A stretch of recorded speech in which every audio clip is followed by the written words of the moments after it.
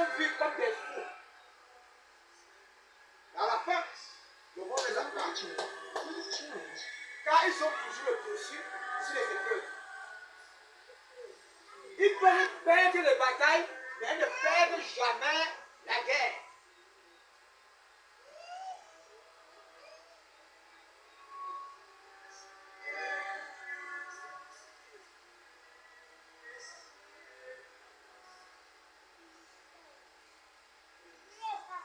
Contre exemple ici.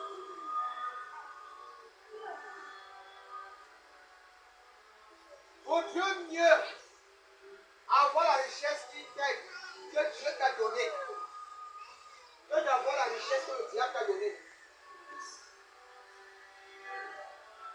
Je parle de ceux qui prennent des diplômes dans la débauche et qui se battent à la maison.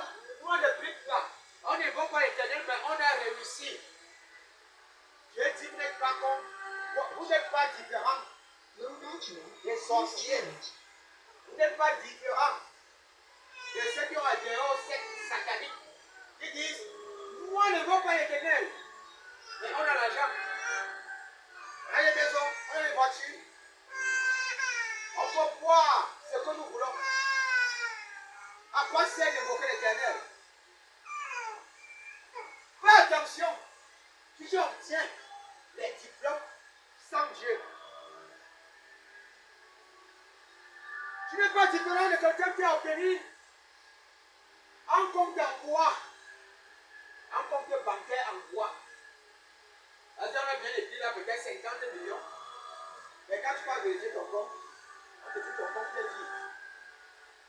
Tu vas rester avec ton diplôme comme ça au quartier.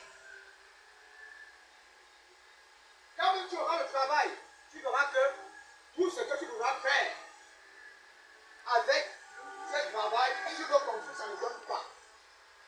Tout ce que tu veux construire dans ta vie, tu veux fonder une famille, ça ne donne pas. C'est le diplôme de la débauche. Et tu regardes la débauche. Reste dans l'amour de Christ. Même si tu obtiens le sceptre, avec ce sceptre, tu vas dépasser celui qui a obtenu le baccalauréat étant dans la débauche.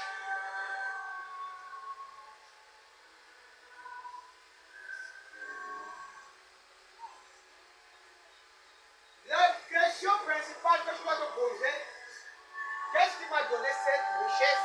Qu'est-ce qui m'a donné ce diplôme?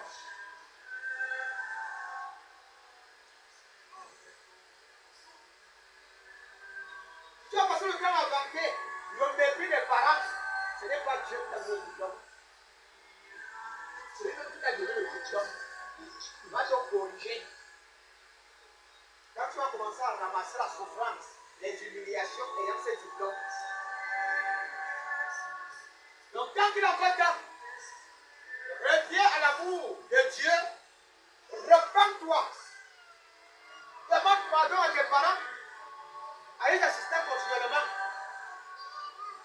Ici, on devait dire, papa, maman, il va arriver de vous désobéir, de me lever contre vos institutions, d'amener mes frères et mes soeurs à se moquer de vous. Je suis venu vous demander pardon.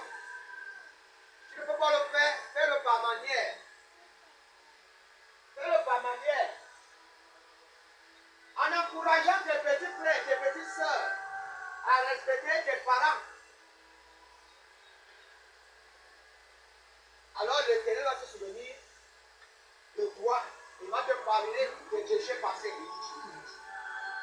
Il va te parler de tes péchés passés lorsque toi tu verras ton père, ta mère t'appeler et te dire, mon fils, maintenant tu as changé.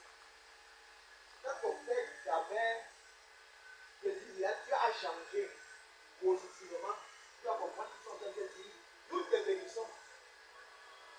Alors, pendant qu'ils sont en train de le faire, Dieu directement met aussi l'onction et l'élévation sur toi.